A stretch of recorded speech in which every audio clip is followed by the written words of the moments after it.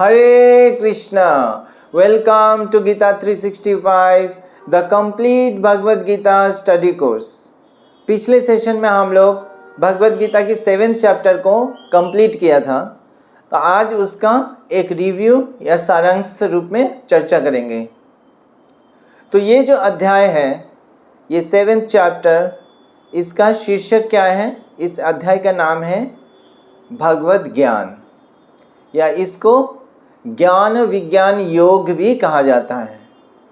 कौन सा योग? ज्ञान विज्ञान योग। तो हमने पिछले अध्याय का क्या था? ध्यान योग। तो इस अध्याय का नाम है ज्ञान विज्ञान योग। और इस अध्याय में टोटल कितने श्लोक हैं? टोटल 30 श्लोक हैं, 30। तो इस अध्याय में हमने कई विषय में चर्चा किया। तो सबसे पहला जो सेक्शन है वो है क्या है? श्लोक संख्या 1 से लेके 3 तक। तो इस सेक्शन में भगवान क्या बताते हैं कि ये जो भगवान के विषय में जो ज्ञान है, भगवद ज्ञान, तो ज्ञान जो है, भगवान के विषय में ज्ञान जो है, वो ज्ञान कितना महत्वपूर्ण है, उसका महानता क्या है, ग्लोरीज क्या है। तो सबसे पहले तो भगवान अर्जुन को कहते हैं कि अब मैं तुम्हें बताऊंगा कि किस प्रकार से जो है भक्ति के द्वारा जो जीव भगवान के आश्रय लेके और भगवान के प्रति आसक्त होके भक्ति योग की विधि का द्वारा भगवान को पूर्ण रूप से जान सकता है। और इसको भगवान बताएंगे और भगवान अर्जुन को कह रहे हैं तुम सुनो। तो भक्ति का जो अभ्यास है, भक्ति का जो प्रोसेस है, उसमें कई प्रोसेस है। कितने प्रोसेस है? 9 प्रकार के प्रोसेस हमने चर्चा किया, जिसको कहते हैं नवदा भक्ति। और ये जो भक्ति का प्रक्रिया है, उसमें से सबसे महत्वपूर्ण प्रक्रिया कौन सा? जो सबसे पहला वाला है, और वो क्या है? श्रवण, सुनना। तो यहाँ पे भगवान अर्जुन को यही कह रहे हैं कि मैं तुम्हें बताऊंगा और तुम सुनना। तो सबसे पहले जो भक्ति के विषय में हमें ज्ञान प्राप्त होना है, तो हमें क्या करना पड़ेगा? उसके लिए हमें सुनना पड़ेगा। और किससे सुनना पड़ेगा? गुरु से सुनना पड़ेगा, भगवान से सुनना पड़ेगा। तो ये जो श्रवण है, ये सबसे महत्वपूर्ण है। जितने भी और अंग है हमारा या इंद्रिया है, उस इंद्रिया में से सबसे महत्वपूर्ण आध्यात्मिक जीवन के लिए वो क्या है? कर्ण है, कान। तो भगवान अर्जुन को कह रहे हैं तुम सुनो। तो सुनने से तुम्हें क्या है? पूर्ण ज्ञान होने लगेगा। तो उसके बाद फिर भगवान बता रहे हैं कि भगवान अर्जुन को क्या देंगे? पूर्ण ज्ञान देंगे। और भगवान अपने बारे में बताएंगे ज्ञान विज्ञान। तो भगवान ज्ञान भी देंगे और विज्ञान भी देंगे। तो यहाँ पे ज्ञान का मतलब क्या है? ज्ञान का मतलब जो भगवान की जो एनर्जी या भगवान की शक्ति के बारे में ज्ञान, इस भौतिक जगत में कैसे सारी चीज़ चल रहा है और सारे भगवान की शक्ति से किस तरह से चल रहा है, तो उसके बारे में ज्ञान। और फिर विज्ञान क्या है? Realized knowledge. तो ज्ञान को हम थियोरिटिकल नॉलेज भी जानते हैं, जो है थ्योरी है, तो उसको ज्ञान भी बोलते हैं। और भगवान के जो शक्ति के बारे में ज्ञान, उसको भी ज्ञान बोलते हैं। और विज्ञान मतलब जो रियलाइज, अनुभव हो गया।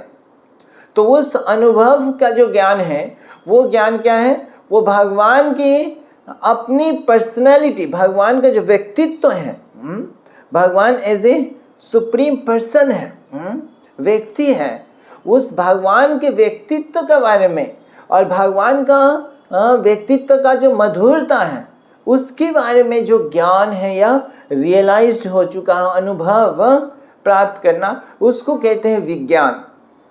तो भगवान को पूर्ण तरह से जानने के लिए भगवान के बारे में वो कौन बता सकता है? भगवान से ही सुनना। और भक्ति के द्वारा भगवान के आश्रित होके भक्ति का अभ्यास करके ही भगवान को पूर्ण रूप से जान सकता है।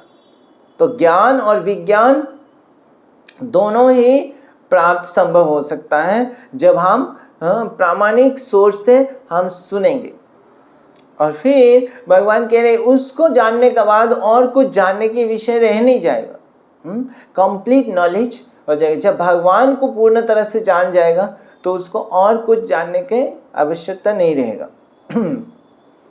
फिर भगवान यही बताते कि भगवान को जो जानता है वो कौन, कितने व्यक्ति जान पाता है। तो ये जो सर्वोत्तम जो है सिद्धि है, एक तरह से सफलता है, वो ये कितना लोग जानते हैं, ये बहुत ही दुर्लभ है, रेयर है। तो भगवान क्या बताते हैं, हजारों मनुष्य में से कोई एक जो है भगवान को जानने का इच्छा रखता है और फिर वो आध्यात्मिक जीवन में आते हैं, आध्यात्मिक कार्यों को करने लगते हैं। लेकिन फिर कई लोग जो है भटक जाते हैं, कहीं छोड़ देते हैं या फिर दूसरा पंथ में चले जाते हैं।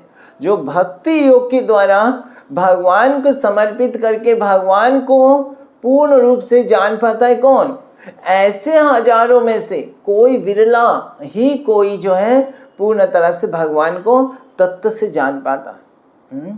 तो जब तक भगवान को पूर्ण रूप से नहीं जान पाएगा तो उसका ज्ञान क्या है, अधूरा है। और भगवान को धाम में कौन जा पाता है, जो भगवान को तत्व से जानता है। तो वो कितना दुर्लभ है। तो भगवान को पूर्ण रूप से जानने का विधि क्या है, भक्ति योग है।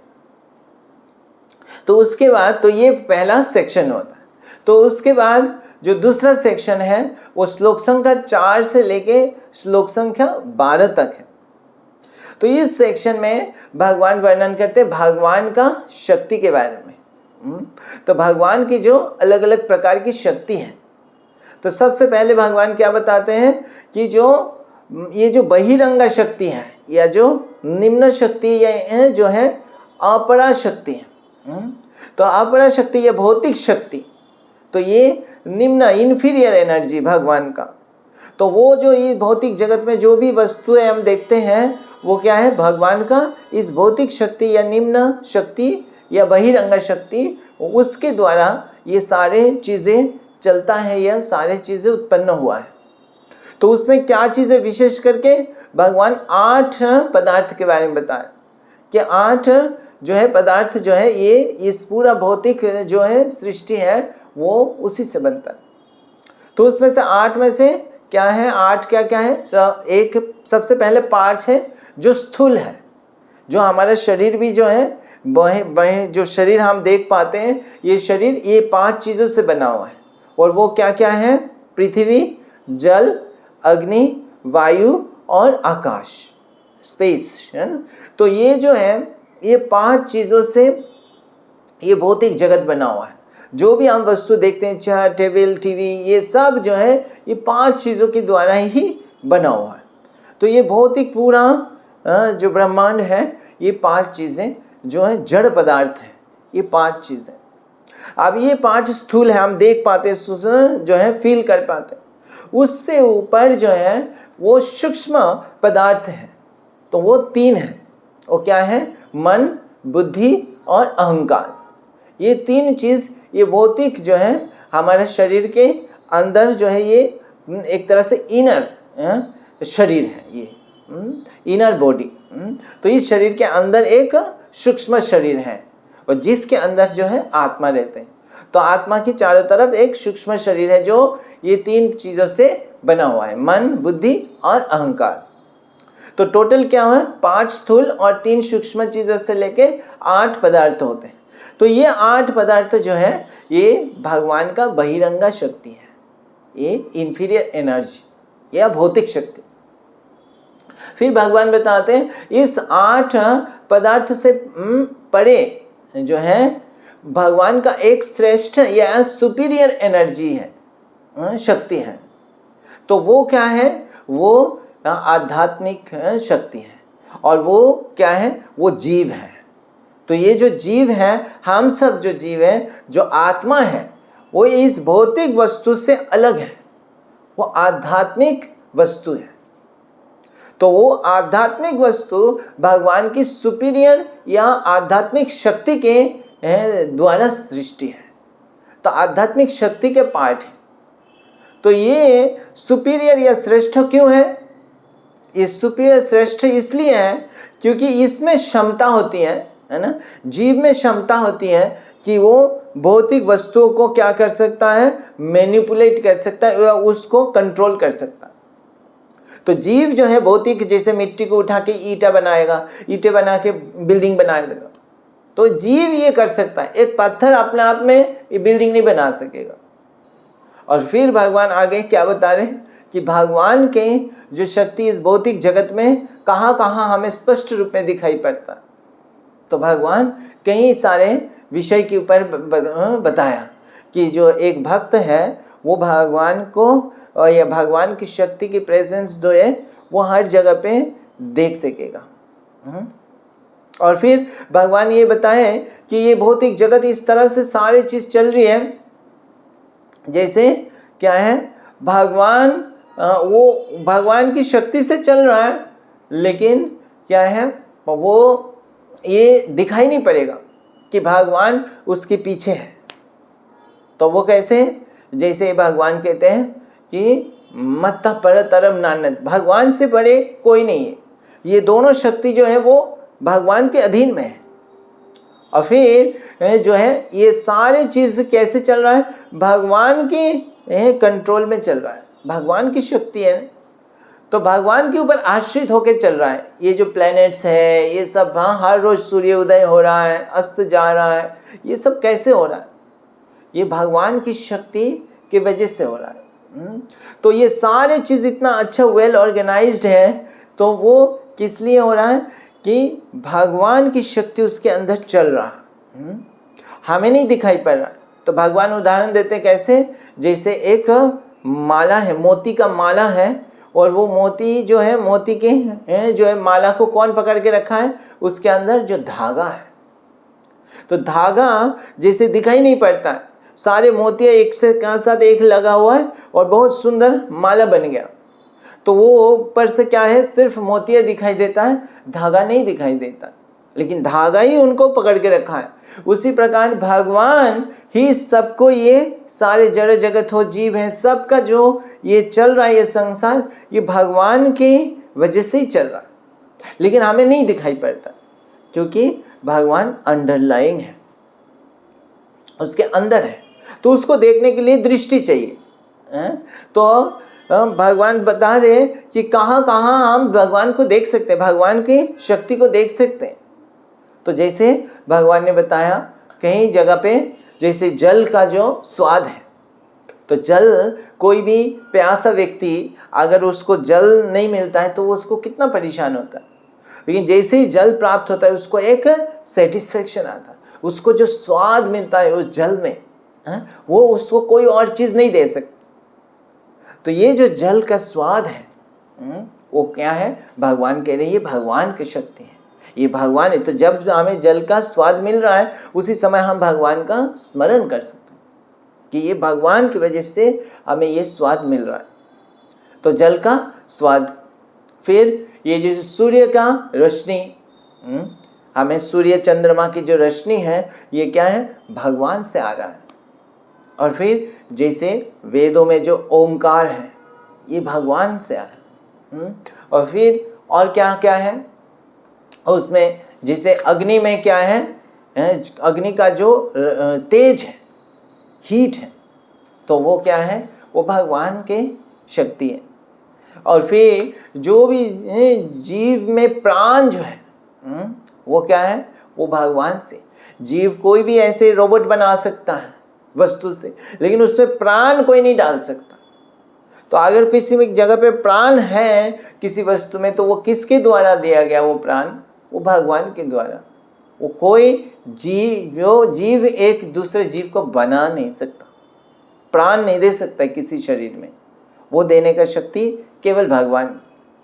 तो वो जो प्राण है वो भगवान से आया है ना। और फिर जो है कोई भी व्यक्ति में जो भी स्पेशल क्वालिटी होते हैं, सामर्थ्य होता है ना, कि ये चीज़ करना वो चीज़ करना, वो सारे जो सामर्थ्य हैं वो क्या है, वो भगवान से आया।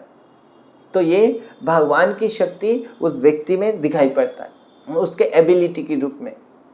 फिर जैसे बलवान है, कोई बलवान है तो उसका जो शक्ति है, बल है, वो भगवान से आ रहा है। तो इस प्रकार से भगवान बताते हैं। और फिर जैसे पृथ्वी में जो गंध है, सुगंध है, तो पृथ्वी का सुगंध हमें फूलों में दिखते हैं। तो इस तरह से जो फूलों की सुगंध है, ये कहाँ से? ये भगवान की शक्ति है। तो ये है दूसरा सेक्शन कि भगवान की जो शक्ति है वो कैसे इस भौतिक जगत को चला रहा है। तो ये भगवान की शक्ति है। फिर आता है कि भगवान के ये शक्ति जो है, ये भौतिक जगत की जो शक्ति है, ये भगवान के अधीन में है ना।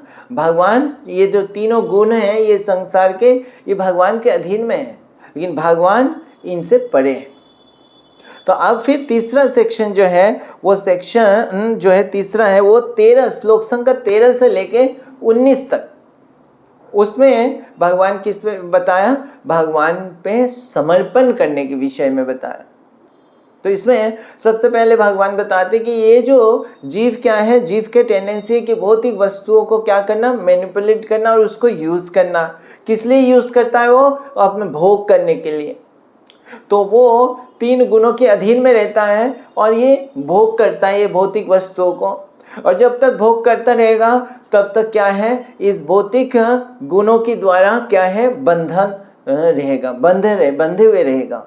और उससे क्या है? जीव बार बार जन्म मृत्यु जरा व्याधि होता रहेगा। तो वो जीव जो है इस भौतिक वस्तु जो है भौतिक कार्यकलाप में बंधे हुए हैं। तो वो एक तरह से माया शक्ति के प्रभाव में है, तीनों गुणों की प्रभाव में है। तो ये जो माया शक्ति को पार करना, इससे ऊपर उठना, ये आसान है? भगवान कहते हैं ये बहुत कठिन है। भगवान कहते हैं दैवी एष गुणमयी मम माया दुरतया, इस माया को पार करना ये बहुत कठिन है।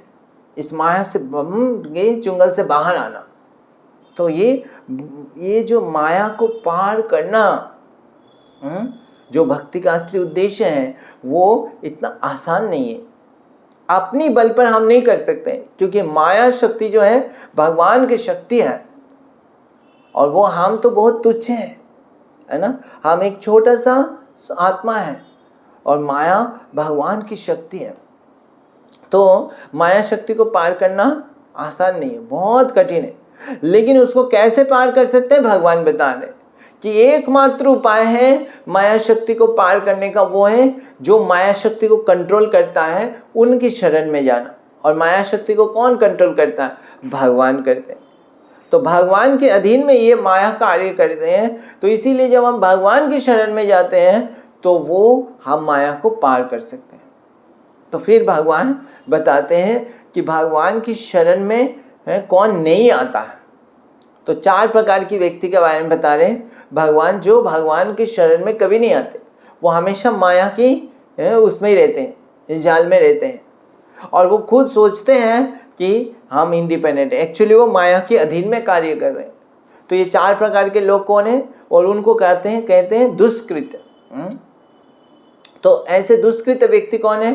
तो पहला है जो मूढ़ा मतलब जो पशुओं की तरह, बुद्धिहीन की तरह, है ना। वो मेहनत करे जा रहे लेकिन उसको भी सोचते नहीं है कि इसका फल क्या होने वाला है ना। वो भौतिक चीज़ जो अल्टीमेटली रहने वाला नहीं है, उसके लिए दिन रात मेहनत करते हैं और वो चीज़ खुद भी शायद वो भोग नहीं कर पा रहे।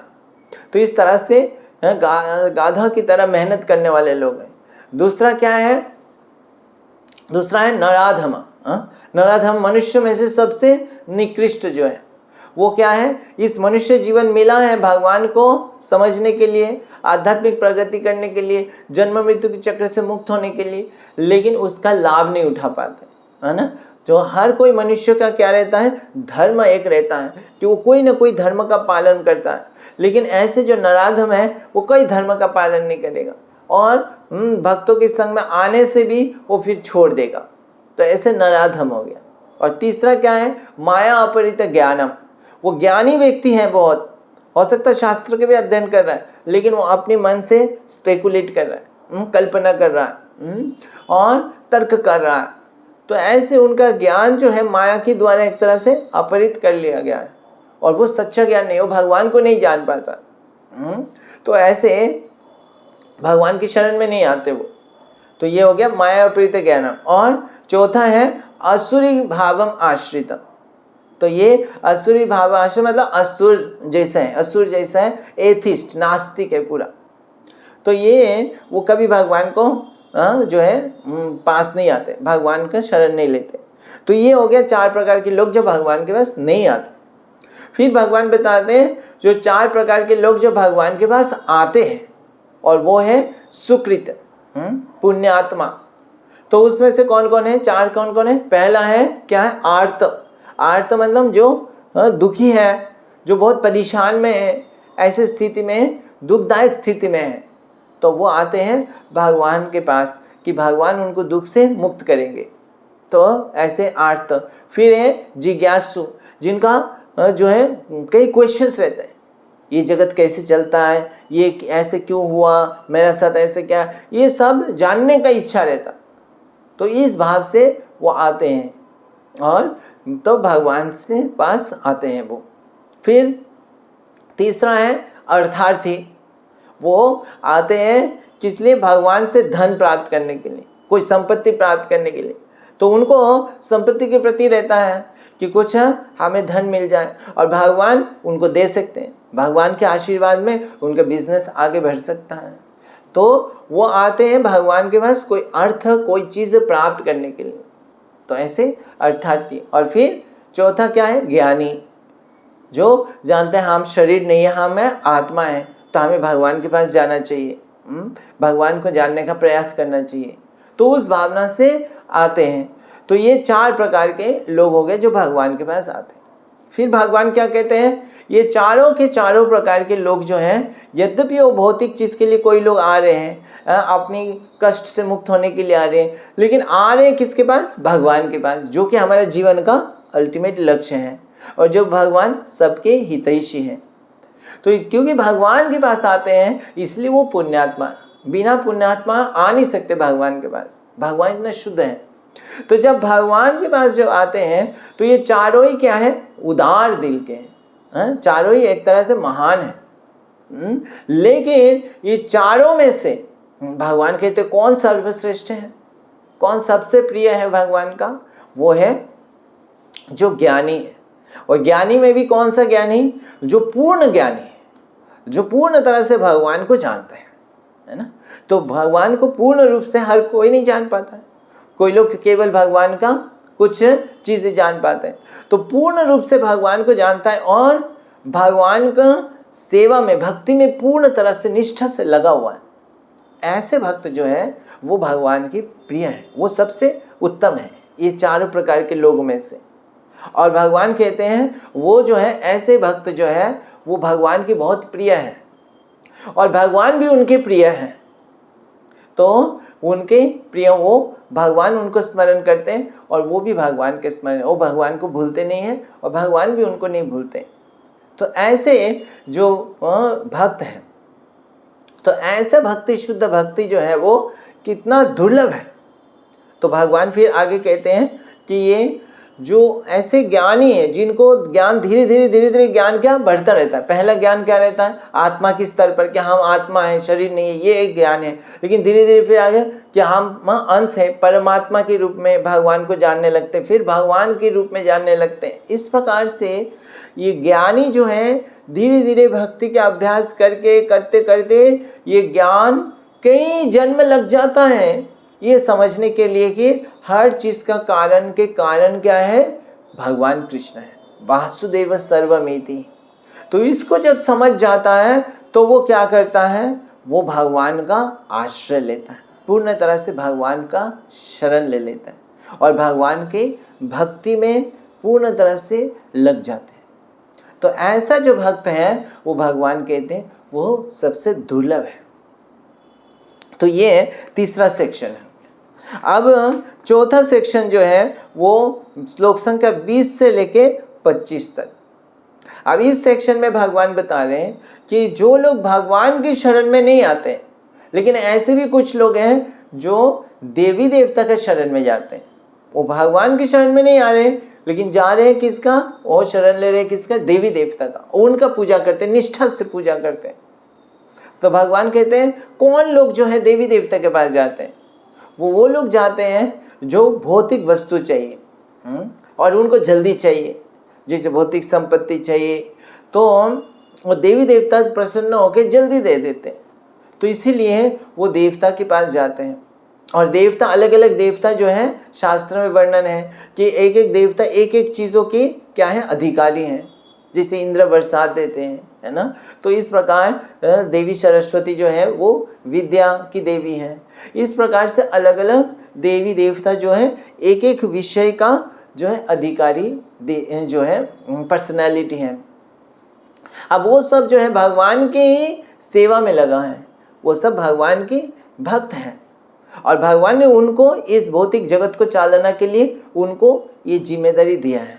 तो उनके पास अधिकार भी है, वो दे सकते हैं, है ना। कुछ किसी को ब्लेसिंग्स दे सकते हैं, किसी को जो है चीज़ें सुविधाएं दे सकते हैं। तो लोग जो कुछ लोग जो भौतिक वस्तु चीज़ें चाहिए, वो भौतिक वस्तु के प्रति इतना आसक्त होते हैं, तो उनको लगता है कोई भी हमें दे दे हम उनका पूजा करेंगे। तो इस तरह से वो देवी देवता का पूजा करते हैं। तो भगवान कहते हैं भगवान उनको जो है देवी देवता को पूजा करने के लिए देवी देवता के प्रति श्रद्धा भगवान ही उनको देते हैं। भगवान हृदय में परमात्मा रूप में जानते हैं कि वो किन का पूजा करना चाहते हैं, फिर उनके प्रति भगवान उनका श्रद्धा बढ़ा देते हैं ताकि वो उनका पूजा कर सके। तो भगवान ही उनको देवी देवता को पूजा करने के लिए एक तरह से सैंक्शन करते हैं। और फिर देवी देवता जो उनसे प्रसन्न होकर जो उनको देते हैं, वरदान देते हैं, वो भी भगवान से ही आता है। देवी देवता स्वयं तो कुछ दे नहीं सकते हैं, वो सारी चीज़ भगवान का ही दिया हुआ है। जैसे ये पूरा जड़ वस्तु सब कुछ क्या है, भगवान से ही सृष्टि हुआ है। तो देवी देवता एक तरह से भगवान के शरीर के अंग के रूप में या कोई कंपनी का डिपार्टमेंट्स के रूप में, तो वो भगवान से ही वो चीज़ मिलता है। तो भगवान कहते हैं कि वो अल्पज्ञ है या अल्प बुद्धि वाले हैं जो देवी देवता का शरण लेते हैं। क्यों अल्प बुद्धि वाले? क्योंकि जो देवी देवता से उनको मिलता है वो क्या है, वो क्षणस्थायी है और वो लिमिटेड है। अनलिमिटेड चीज़ नहीं मिल सकता है, और वो चीज़ जो है वो कुछ ही चीज़ें मिल सकता है और उससे उनको कुछ ही सेटिस्फेक्शन मिल सकता, पूर्ण सेटिस्फेक्शन नहीं मिलेगा। और क्षणस्थायी मतलब वो भौतिक चीज़ें हैं, उनको आध्यात्मिक प्रगति नहीं होता है। देवी देवता की पूजा करके जो भी उनको वरदान मिलता है, उनको क्या है, वो सारे भौतिक चीज़ें मिलेगा और भौतिक चीज़ें कभी ना कभी नष्ट हो जाता है, उसका कोई गारंटी नहीं है। और फिर क्या है, अगर अगली जीवन में, इस जीवन के बाद वो कहाँ जाते हैं, वो अगर सच्चे से देवी देवता की पूजा किया तो देवी देवता जहाँ पे रहते हैं, जैसे स्वर्ग लोक है, उच्च लोक है, उस लोकों में जाते हैं। लेकिन वो लोग भी क्या है, इस भौतिक जगत का हिस्सा है। तो इसीलिए जब भौतिक जगत नष्ट होएगा तो वो सब भी नष्ट हो जाता है। तो जन्म मृत्यु के चक्र में वो रहते हैं, उससे मुक्त नहीं हो पाते हैं, जो शाश्वत जीवन को नहीं प्राप्त कर सकते। तो इसीलिए भगवान कहते हैं अल्पज्ञ। उसके आगे फिर भगवान बताते हैं कि कुछ लोग ऐसे भी हैं जो निराकारवादी हैं। तो निराकारवादी जो है वो भगवान, वो भौतिक चीज़ों से तो आसक्त नहीं होते, इंटरेस्टेड नहीं होते, वो चाहते हैं आध्यात्मिक चीज़ ही चाहते हैं, शाश्वत चीज़ चाहते हैं। लेकिन वो जब भगवान का बारे में जानने का प्रयास करते हैं, आध्यात्मिक जो है अभ्यास करते हैं, तो वो भगवान को पूर्ण रूप से नहीं जान पाते। वो क्या है, वो भगवान को एज ए निराकार रूप में समझते हैं और वो सोचते हैं जो भगवान जिसे अर्जुन को उपदेश दे रहे हैं, तो जब भगवान अवतार लेते हैं तो वो सोचते हैं जब अवतार लेते हैं तभी भगवान अपना रूप धारण करते हैं, अदरवाइज भगवान का कोई रूप नहीं है, वो निराकार है। इस तरह से निराकारवादी ऐसे सोचते हैं और उनको भगवान क्या बोलते हैं, अबुद्ध है ना। देवी देवता तो अल्प बुद्धि वाले हैं और इनको भगवान के उनका जैसे मानव की बुद्धि है ही नहीं, क्योंकि वो भगवान जो व्यक्ति रूप में पर्सनली प्रेजेंट है, शाश्वत सच्चिदानंद रूप में, उनको वो नहीं समझ पाते, उनके आंखों के सामने होते हुए भी नहीं समझ पाते। तो ये जो है निराकारवादी ऐसे सोचते हैं। तो उसके आगे सेक्शन में भगवान बताते हैं, वो सेक्शन है जो उस सेक्शन का जो श्लोक संख्या 26 से लेके 30 तक, तो 26 से लेके 30 तक उसमें बताया गया है कि भगवान क्या है, जो है माया से जो है काइंड ऑफ क्या है, माया से भ्रमित अवस्था से कैसे भगवान के समर्पण में जा सकते हैं। भगवान विशेष रूप से किसको प्रकट करते हैं, अपना पूर्ण ज्ञान, पूर्ण रूप, पूर्ण जो है भगवान की मधुरता भक्तों की करते हैं, भक्तों को करते हैं। अदरवाइज साधारण व्यक्ति भगवान को नहीं समझ पाते। क्यों? क्योंकि साधारण व्यक्ति जो है वो किस पे बंधे हुए रहता है, इच्छा और द्वेष में, है ना। कोई चीज़ उनको अट्रैक्ट करता है और कोई चीज़ उनको जो है अट्रैक्ट नहीं करता है, और उस चीज़ को वो नफरत करते हैं। तो वो द्वंद्व में रहते हैं, अच्छी बुराई, है ना, या मेरा उनका, पुरुष स्त्री, या काले गोरे, ऐसे द्वंद्व में रहते हैं। कोई चीज़ उनका आकर्षित करता है, कोई चीज़ उनको विकर्षित करता है। तो इस प्रकार से वो द्वंद्व में, हर कोई जीव का जन्म जो है द्वंद्व में होता है और वो द्वंद्व के सामना करता है। तो कभी उसका मन लगता है कोई चीज़ों में और कोई भी चीज़ नहीं लगता है। तो इस तरह से अपना जो भक्ति में आगे नहीं बढ़ पाते। तो इस द्वंद्व से मुक्त जो है वो कैसे होता है, जब भक्ति का अभ्यास करता है तो वो द्वंद्व से मुक्त हो सकता है। और जब द्वंद्व से मुक्त होकर वो भगवान का, जब भक्ति के द्वारा भगवान की शरण लेता है तो वो द्वंद्व से मुक्त होता है। और फिर द्वंद्व से मुक्त होने से वो दृढ़ता से भक्ति का अभ्यास कर पाएगा। जब तक द्वंद्व में रहेगा तो भक्ति का अभ्यास पूरा तरह से नहीं कर पाएगा। तो ये इस प्रकार से द्वंद्व में रहता है।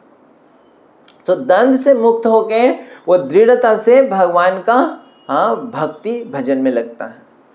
और फिर भगवान बताया कि जो व्यक्ति जो मृत्यु से बचना चाहता है, वृद्धावस्था और मृत्यु की जो इस भौतिक संसार में जो असली समस्या है, उससे जो मुक्त होना चाहता है, जो सच में उसके लिए प्रयास कर रहा है, तो वो क्या करेगा, वो भगवान का शरण लेगा।